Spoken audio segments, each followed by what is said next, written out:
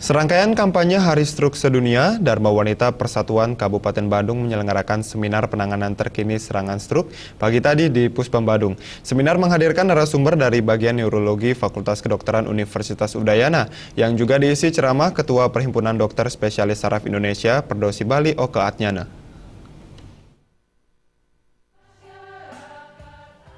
Ketua Dharma Wanita Persatuan Kabupaten Badung, Nyonya Kompiang Swandike mengatakan, seminar penanganan terkini serangan stroke digelar tepat pada Hari Stroke Sedunia yang diperingati setiap 29 Oktober.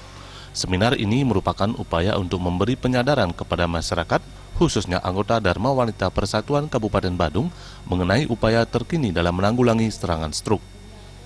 Sementara Ketua Perhimpunan Dokter Spesialis Saraf Indonesia, Perdosi Bali, Dr. Oke Adnyana dalam ceramahnya menyatakan stroke merupakan penyebab kematian kedua setelah serangan jantung. Meskipun tertolong, seseorang yang terserang stroke tidak bisa pulih secara sempurna. Sebagian besar orang yang pernah terserang stroke menderita kelumpuhan sebagian atau seluruh badan. Kondisi ini tentunya berimbas terhadap lingkungan keluarga dan masyarakat hingga negara. Dr. Oke Adnyana juga mengatakan, berdasarkan hasil riset dalam 10 serangan stroke, 6 diantaranya adalah perempuan dan mereka umumnya tidak tertolong. Di Indonesia, tingkat kejadian stroke terus meningkat. Untuk itu, Ketua Perdosi Bali ini mengingatkan masyarakat untuk menjaga pola hidup, salah satunya pola makan. Kenapa ditinggal stroke dunia? Karena apa? Karena stroke itu adalah menyebabkan penyebab kematian kedua terbanyak. Lalu dulu dia kematian ketiga setelah dia jantung, kanker, stroke. Nah sekarang stroke penyebab kematian yang kedua.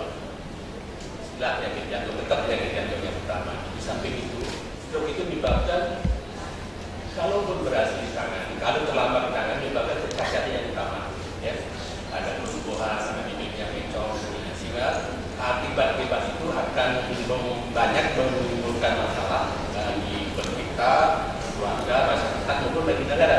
10 yang meninggal itu 6 orang itu wanita biasanya. Ya, nah, dari tadi ini. Nah, sebelum kematian akibat stroke bangunnya wanita. Sebenarnya wanita atau ibu-ibu itu sebelum menopause itu biasanya kejadian lebih kecil dari laki-laki. Karena apa? Karena ibu-ibu mempunyai hormon estrogen dan bersifat memberikan perlindungan. Sedangkan faktor risiko yang bisa diobati adalah penyakit jantung, ya, tekanan darah tinggi, kadar gula darah yang tinggi, yang terakhir yang juga berpengaruh ya faktor stres katanya dan kita setelah diperakakan bisa